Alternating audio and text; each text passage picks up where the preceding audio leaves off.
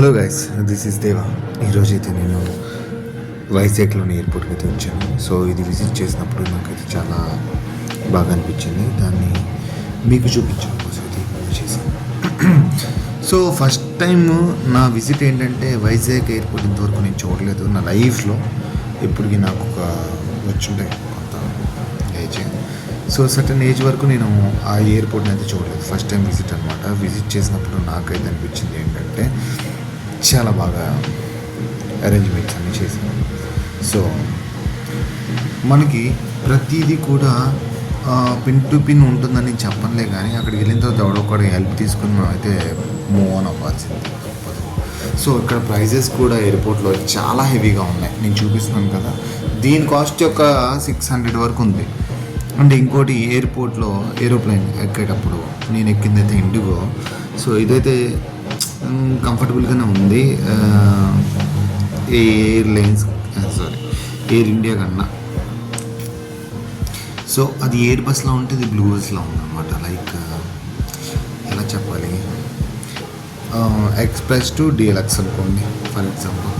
ఓకేనా? సో పర్లా చాలా బాగా నచ్చింది. అండ్ అరేంజ్మెంట్స్ అన్నీ బాగానే ఉన్నాయి. సో పక్కన మన ఫ్రెండ్ అన్నమాట.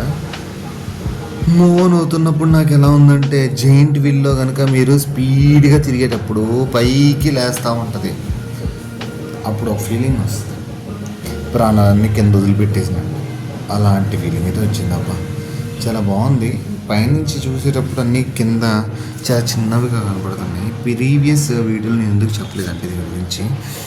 సో అప్పుడైతే నాకు పెద్దగా కనిపించలేదు ప్రతిదీ, ఎందుకంటే చీకటిగా ఉంది ఆ డే. సో అందుకని నాకు అంత క్లియర్గా కనిపించలేదు.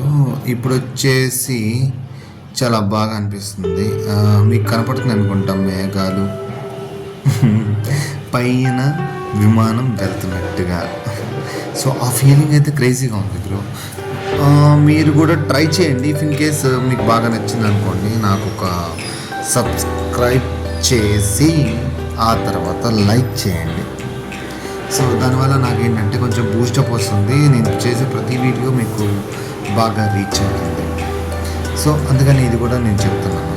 సో ఫైనల్గా నేను చెప్పేది ఏంటంటే, ఈ ఎయిర్ప్లేన్లో పెట్టినప్పుడు నాకు చాలా చాలా చాలా ఆహ్లాదకరంగా అయితే ఉంది.